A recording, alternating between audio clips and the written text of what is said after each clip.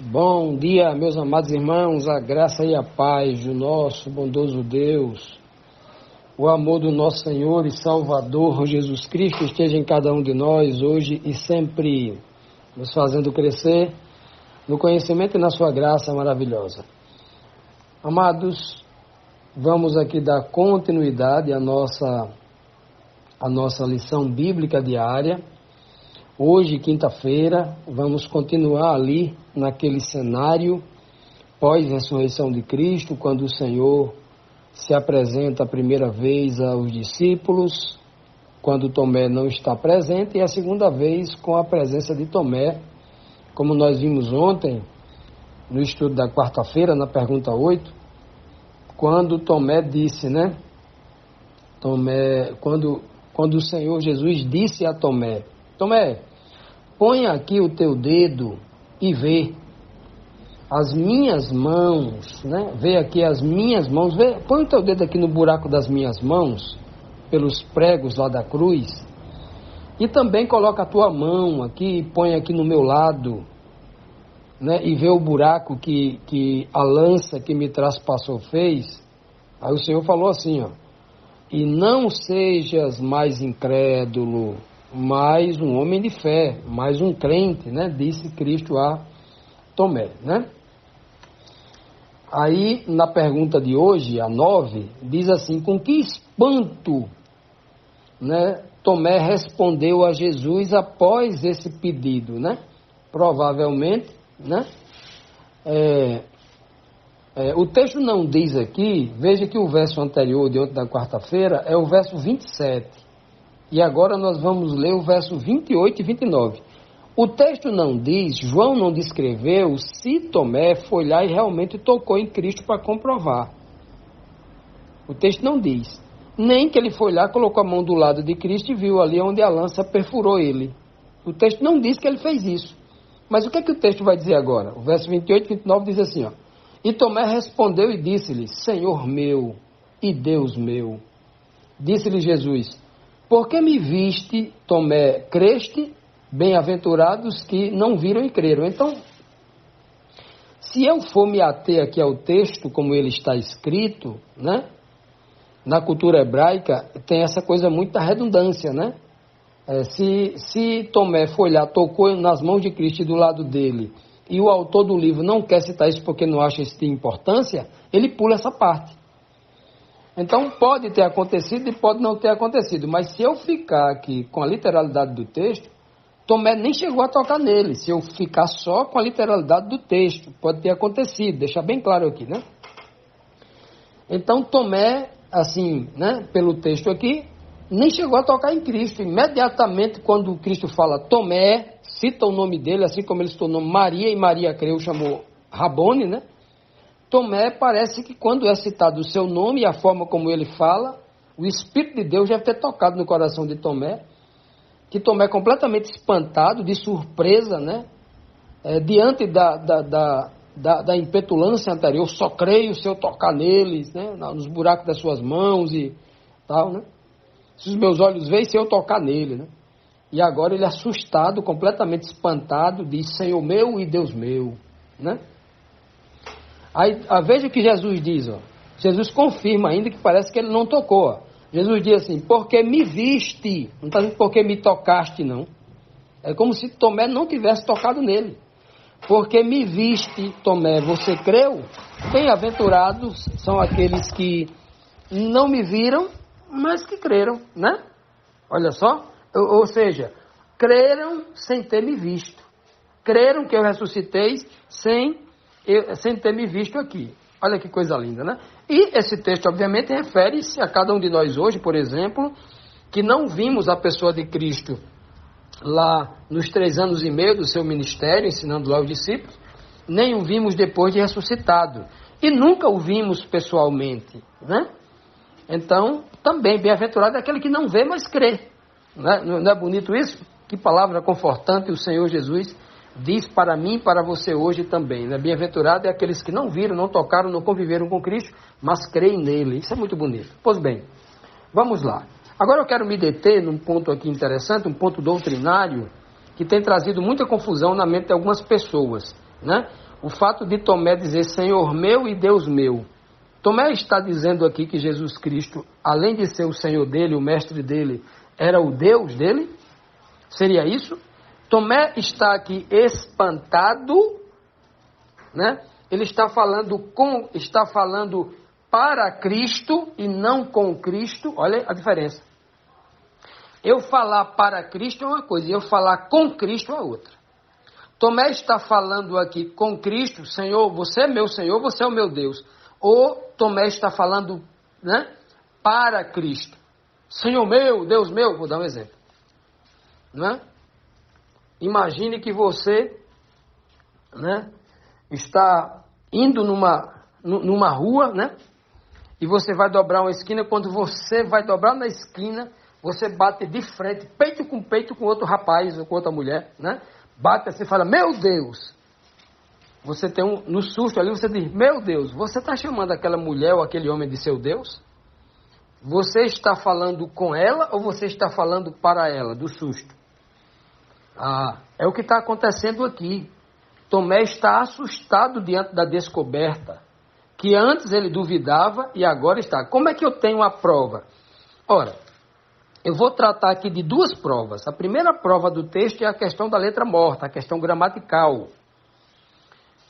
Como é que eu sei que o texto, Tomé, não está chamando Cristo de Deus, mas está falando para ele mesmo, né? Falando o susto, dizendo do medo ali para ele mesmo, que existe até na teologia uma regra chamada regra de Sharp, né? A filosofia que estuda a teologia moderna usa essa regra, justamente até trinitarianos honestos utilizam essa regra para mostrar que não há como Tomé estar chamando Jesus de Deus, chamando de Cristo Deus Criador, já que ele é o enviado de Deus, ele é o Cristo ungido de Deus e não Deus, né? É o escolhido de Deus e não, ele não se escolhe a si mesmo, né? Ele não se envia a si mesmo, alguém envia ele, alguém escolhe ele. Pois bem, vamos lá. Aqui no texto grego, está chamando Cristo de Kyrios, Senhor aqui de Kyrios. Então, o termo Kyrios, Kyrios é Senhor, né? Kyrios, aí, quando é a forma, ele está falando na forma vocativa. E não na forma nominativa. Ele está falando para Cristo. Ele não está falando com Cristo. Ele está informando a Cristo, como se estivesse falando consigo mesmo ou com outra pessoa. Ou uma expressão de susto, de medo. Se ele estivesse falando para Cristo, chamando Cristo de seu Deus, de seu Senhor e seu Deus, ele teria que usar um termo grego chamado Kyrie e não Kyrios. Kyrie, por exemplo, ele vai usar em João,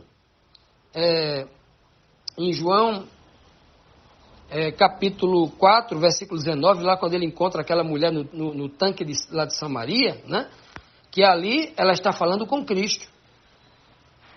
Ali é muito claro. O termo ali, por exemplo, é usado Kyrie. Aí ela está falando para aquela pessoa, com aquela pessoa, não é só com aquela, mas para ela, você é isso, você é aquilo. O Cristo fala, né? Eu sou o Cristo. O termo ali, né, da conversa com a mulher samaritana é o Kyrie. Então, essas questões difíceis para aqueles que não conhecem a língua grega, para aqueles que não estudaram, não fizeram uma teologia aprofundada nesses aspectos, é muito difícil descobrir isso quando você tem apenas uma Bíblia em português. Mas os pastores que estudaram e que têm todas as ferramentas para descobrir essa verdade não deveriam estar pregando essa mentira. Deveriam ser honestos com a verdade. Não é mesmo? Para muitos, esse verso aqui é o verso mais contundente que a Bíblia chama Cristo de Deus. E não é. Não é em momento algum Cristo confirma assim, eu sou o seu Deus mesmo. Né? Porque você me viu, você creu, você estava assustado. Você não estava crendo, agora você está crendo? Você do susto, agora você passou a crer?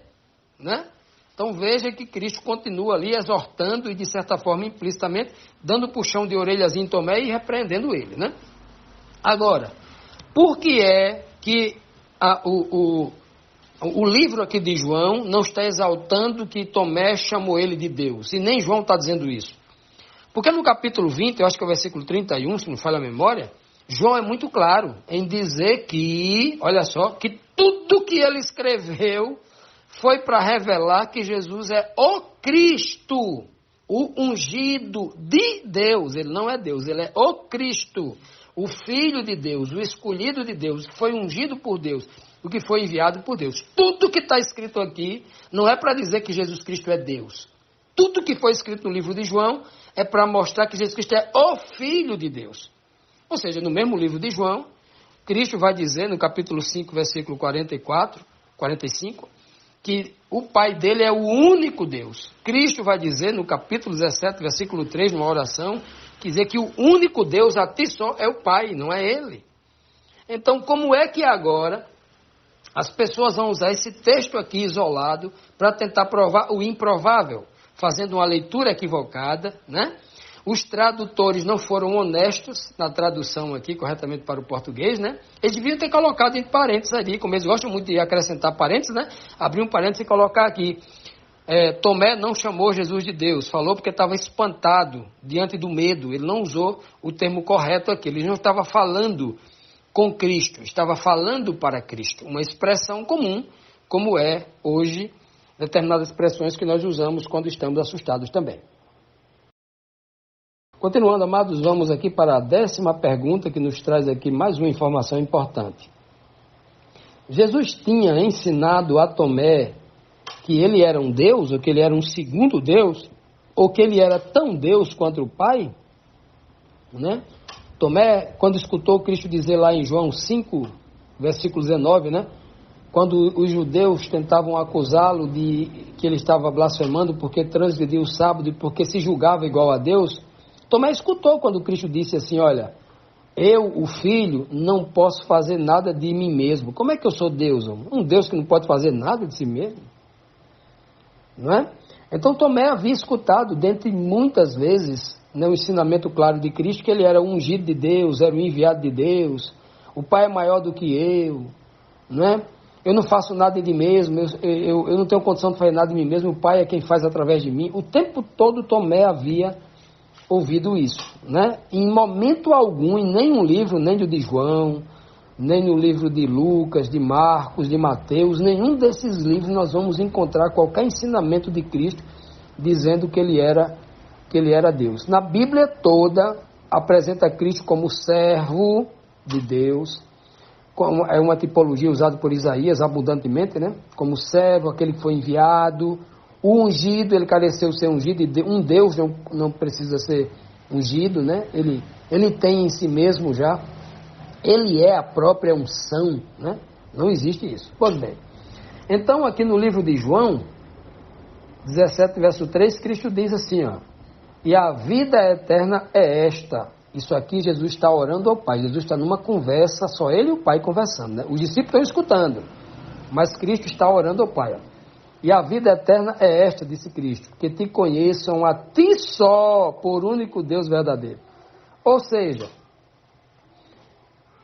no dia anterior não, isso era aqui na quinta-feira, nessa oração de Cristo foi na quinta-feira tardinha, e agora ele já estava no domingo à noite, ou seja, já virando para a segunda, ou seja, sexta, sábado, ou seja, 3 dias depois, ou seja, 3 dias antes, Tomé havia escutado lá na ceia Cristo dizer isso para eles aqui, ó. E a vida eterna é esta, que te conheçam. Cristo está orando, falando para os discípulos, ó. Orando ao Pai, dizendo assim, orando em voz alta, dizendo assim, olha, que esses meus discípulos, Tomé também, conheçam a ti só por único Deus verdadeiro, e conheçam também a Jesus, a quem tu enviaste. Ou seja, te conheçam através de mim. Como é que Tomé, escutando isso há 3 dias passados, antes de Cristo, de Tomé dizer essa expressão, Senhor meu e Deus meu e tal, né? Como é que Tomé havia esquecido isso? E tantas outras informações. Percebe? O velho problema de criar falsas doutrinas com a Bíblia, de falsas deduções, usando os versos isolados, baseado, né? Criando doutrinas baseado em versos isolados, só está esse tipo de problema. Este verso não pode anular ensinamentos claros, diretos e objetivos que saíram da boca do próprio Cristo. Veja que um texto isolado e que está envolvendo ali dúvida, emoção, susto. Já imaginou você perder alguém, o seu mestre, que há pouco tempo estava morto, e passamos 3 dias chorando, né? 3 dias chorando e com dúvida, e sendo perseguido, trancado numa casa, 1 milhão de sentimentos contrários, né? Sentimentos de medo, de dúvida, de perseguição, né? Imagine a mente com um turbilhão de sentimentos na mente, e de repente você vê aquele que era que uma pessoa num corpo completamente diferente, com aparência completamente diferente, que você acostumou com aquela silhueta, com aquela aparência, com aquele corpo, com aquela pessoa, aí agora está vendo outra pessoa que está se dizendo que é o seu mestre, né?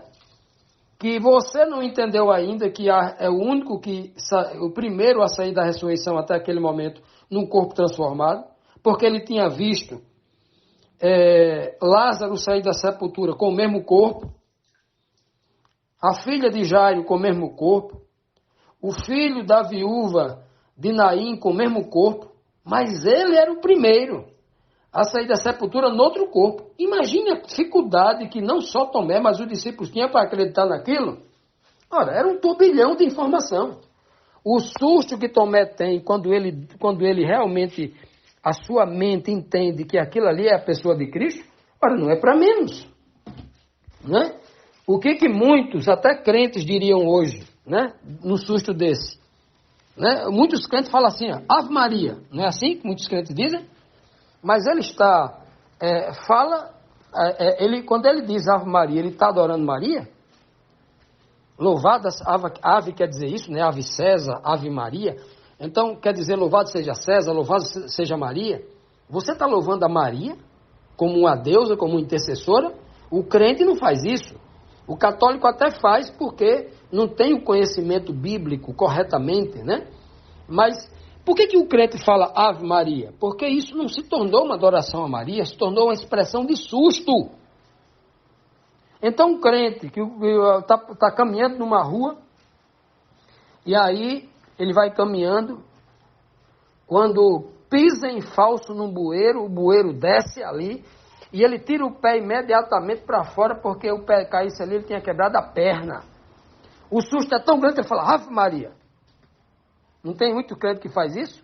Eles não estão adorando Maria, é uma força de expressão que ele não consegue se livrar facilmente, que é uma questão de costume, que ele aprendeu com o pai, com a mãe, desde criança no meio da rua, fazendo isso, brincando com as crianças, né? Então, é uma força de expressão. Então, como é que a gente precisa ler e entender a Bíblia? Não desprezando os princípios, aquilo que vem antes. Tudo que foi ensinado antes para Tomé é que existe um Deus que é o Pai. Ele é o Pai de Jesus, ele é o Deus de Jesus. E depois de Tomé, Paulo continua ensinando em todas as cartas dele que Deus somente é o Pai. 1 Coríntios 8, 6. Gálatas 3, 20, ele vai dizer que Deus é uma pessoa só, não é 3 pessoas, não é 2. Só é Deus o Pai. Paulo vai dizer em todas as cartas dele, o Deus e Pai de nosso Senhor Jesus Cristo. Não é mesmo? Então, o próprio Cristo já disse aqui para Maria Madalena, no capítulo 20, verso 17, aqui nos versículos anteriores, do mesmo contexto aqui, no mesmo dia de manhã, Maria Madalena vai para os meus irmãos, eu não sou Deus deles, eu sou irmão deles, e diz que eu estou indo para o meu Deus, vosso Deus. Eu tenho um Deus. Estou indo para o meu Deus, vosso Deus, para o meu Pai, vosso Pai. Está lá, ele está dizendo no versículo 17, anterior. O problema não está no ensinamento que é claro, o problema está na cabeça de Tomé. O problema está no susto de Tomé, no incrédulo Tomé. O homem incrédulo fala besteira. O homem incrédulo precisa aprender. Agora, eu vou agora criar uma doutrina com um verso isolado que saiu da boca de um incrédulo que está com dúvida. Já imaginou? Pois bem, tem muita gente defendendo isso, porque não consegue entender o básico da Bíblia, ou porque foi ludibriado e enganado por falsos ensinadores.